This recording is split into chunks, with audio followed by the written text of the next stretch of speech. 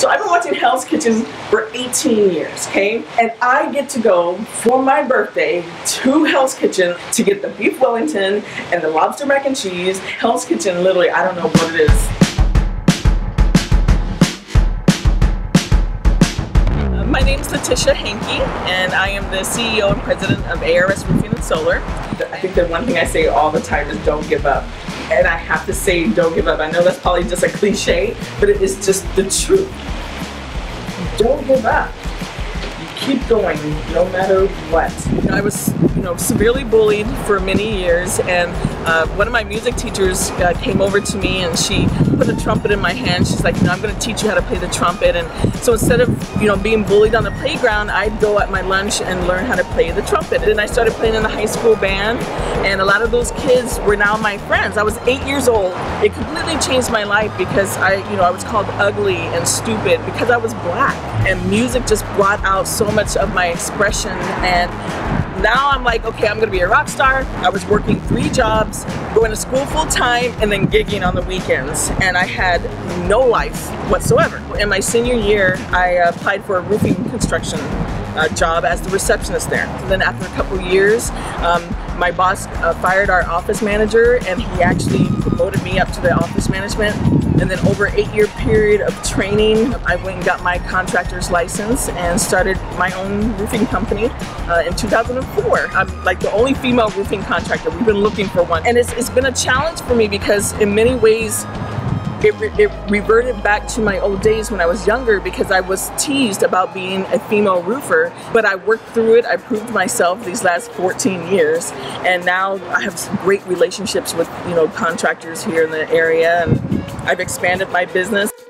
As a kid, I was told you can't do that because you're black. You can't do that, even female starting off as a contractor. They're just like, you haven't even been in the industry that long. I mean, I'm like, they're judging me already, right? It was my goal to make sure that I succeed. So I hear no. No means yes to me. I'm like, no, I can do it. I know I can do it. I heard a no when I wanted to get my contractor's license. And I said, I can roof and I can get my contractor's license. And I did that and I made it happen. And I think the more I hear a no, I know that there's a yes on the way. When I speak to young females especially, I let them know, don't let anyone tell you that you can't do something.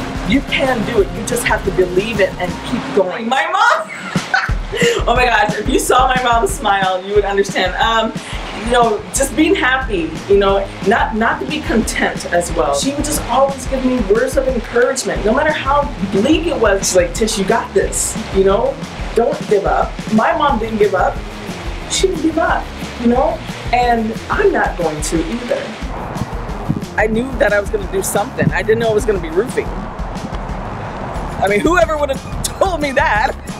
I didn't think, but I had this opportunity and I grabbed it. I reached out and grabbed that opportunity, and I'm thankful that I did. My team is my family. I mean, many of us have been working together 20 years. That teamwork is the reason why we have been as successful as we have.